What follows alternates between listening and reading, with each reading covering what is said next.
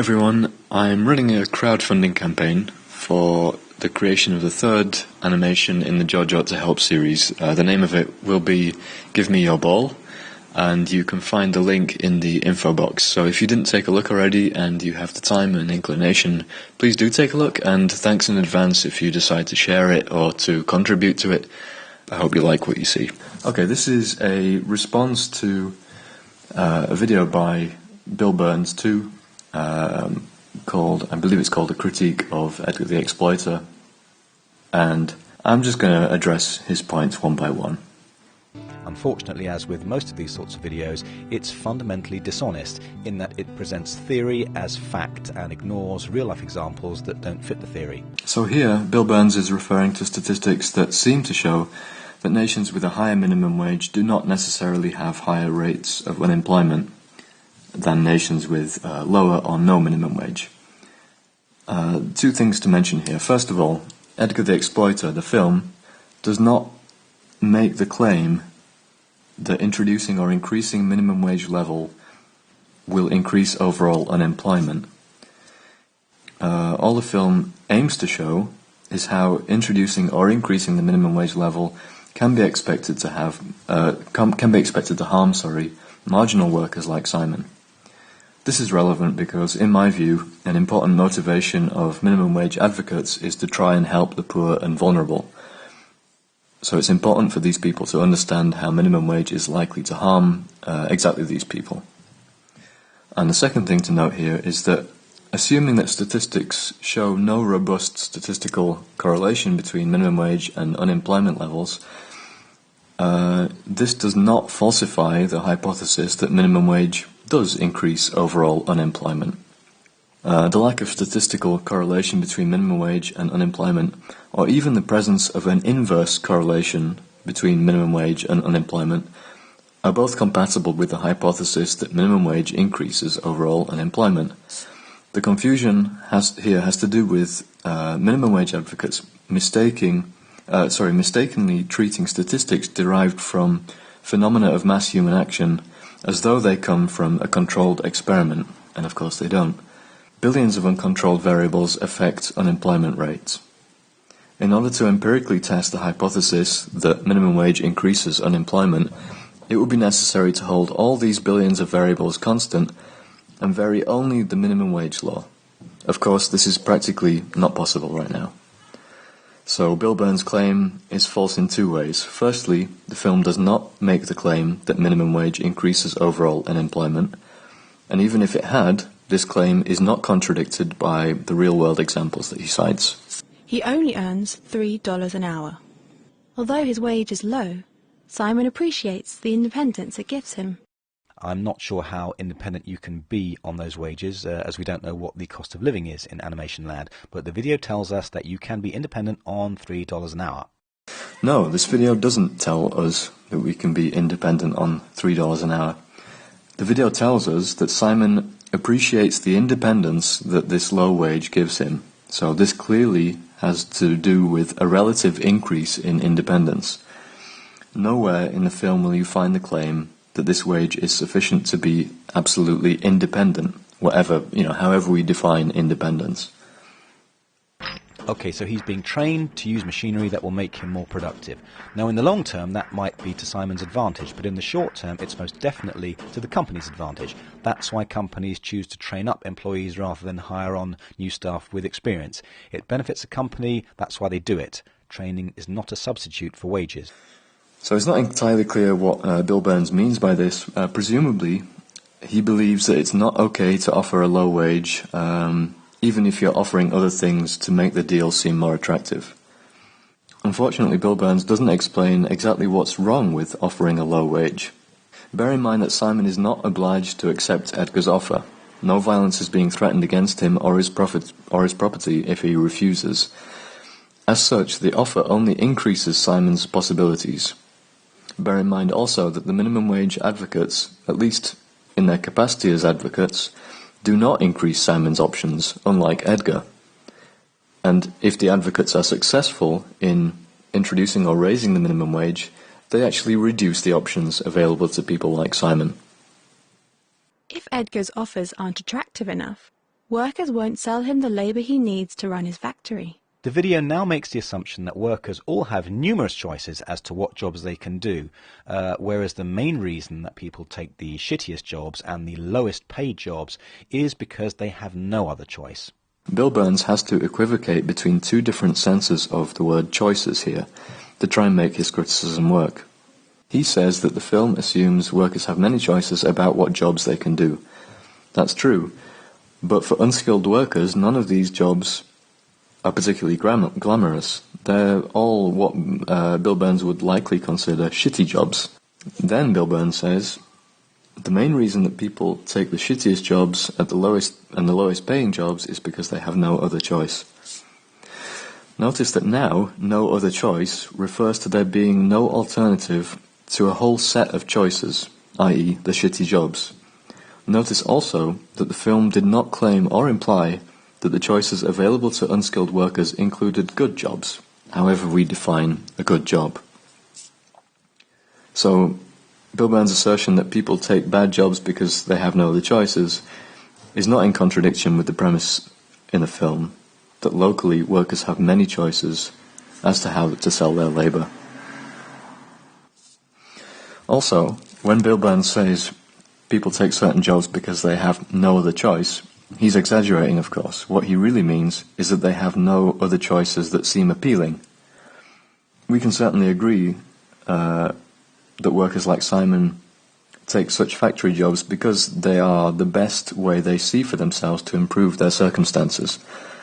This makes it all the more odd that Bill Burns and other minimum wage advocates want to remove this best option, at least as judged by the workers who would have chosen it. The new minimum wage is $9 an hour. Okay, so now it turns out that $3 an hour is not a sum you can be independent on. In fact, it's a long way short of what you can be independent on. Okay, so first of all, as noted earlier, the film never makes the claim that you can be independent on $3 an hour, however we define independent. Second of all, Bill Burns is assuming that since a law was passed mandating a $9 minimum wage, that this establishes that $9 an hour is enough to be independent on. And this is interesting. This contains some other assumptions. First of all, it assumes that however we define independent, the wage necessary in order to be independent is the same for everyone, regardless of their personal conditions, regardless of individual preferences about lifestyle, comforts, risk, etc. It also assumes that the state is infallible, and that if the state has decreed that $9 an hour is enough to be independent on, then it must be true that $9 an hour is enough to be independent. And of course, it's far from clear that either of these assumptions are true. The idea that minimum wage laws are about injustice or punishing the rich or legislating the poor into wealth is strawman. Nowhere in the film is it suggested that the motivation behind minimum wage advocacy is to punish the rich or legislate the poor into wealth. So, actually, this is a straw man. And minimum wage is about justice in the views of its advocates. It's about social justice, and Bill Burns is among this group who believes it's about that. Minimum wage is about ensuring that every worker exchanges their work for a wage that they can realistically live on without having to rely on welfare, charity, or the support of friends or family just to survive. And this is really puzzling, because minimum wage results in Simon losing his job, which will mean him having to live entirely off welfare, charity, or the support of friends and family. If Bill Burns really doesn't like people living off welfare, charity, or the support of friends and family, then he should also oppose minimum wage. Bob's labour at the factory generates $10 an hour for Edgar. A salesman can point to his sales figures as an indicator of his productivity. A widget maker can point to the number of widgets he's made, but the productivity of back office staff is much harder to quantify. Yeah, that's certainly true. In real businesses, these things often can't be measured. But this pointing out that this is a simplifying assumption doesn't invalidate the central point here, which is that we shouldn't expect employers to knowingly pay workers a higher wage than their expected marginal revenue product warrants. So Simon doesn't get a raise. Instead, he loses his job.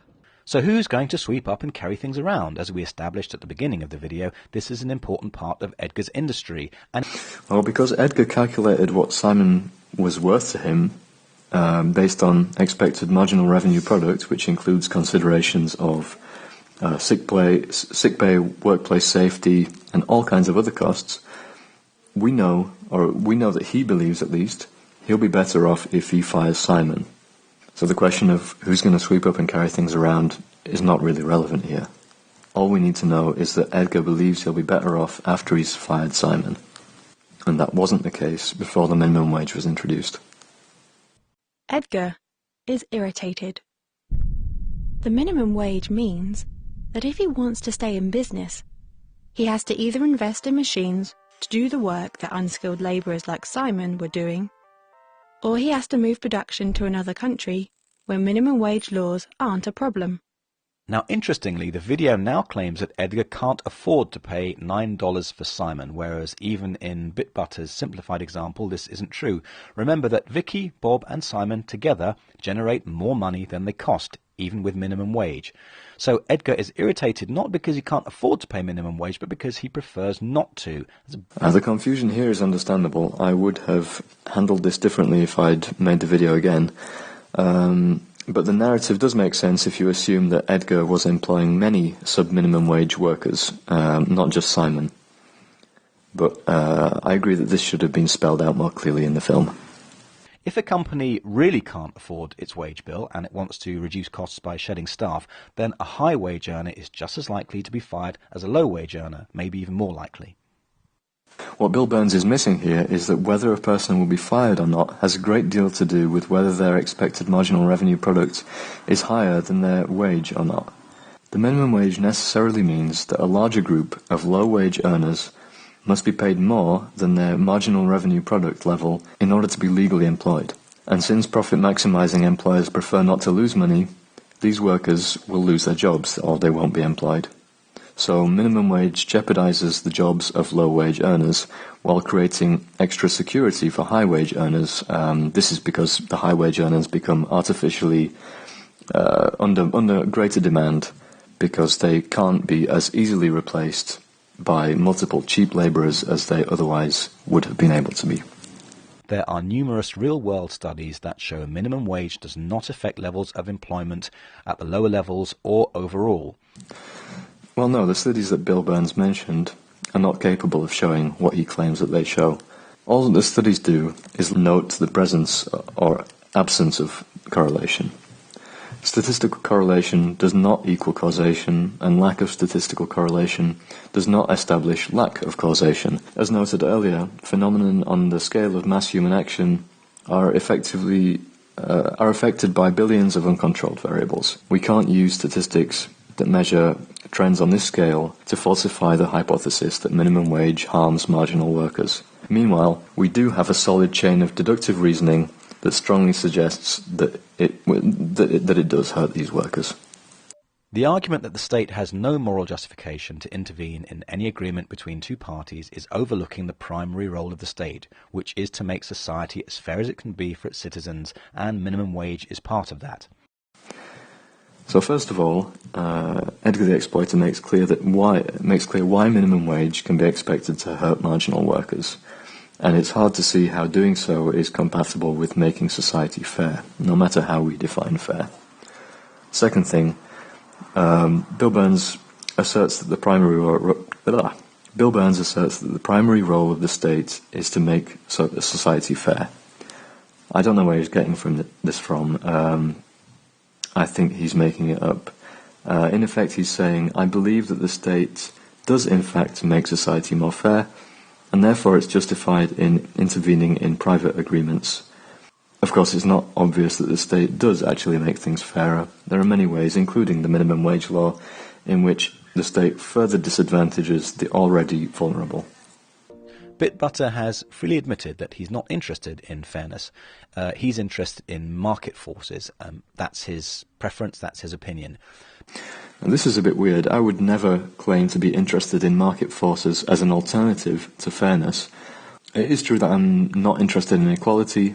I'm interested in increasing absolute prosperity, which is especially important for the poorest and most vulnerable. And I'm convinced that markets do a much better job of doing this than political institutions do. But the actions of a market do not automatically justify the outcome of the market. Free market fundamentalists say that it does, but again, that's just their personal opinion. Now, I've never heard anyone claim that the actions of the market justify the outcomes of the market, and I read an awful lot of work by people who are very much in favour of the free market. It would have been helpful if Bill Burns had given an example of someone actually making this claim, because at the moment it just sounds like he made it up, just another straw man. And an opinion, however strongly held, does not become a fact just because you want it to be. I totally agree, and this extends to opinions like the role of the state is to make society fair.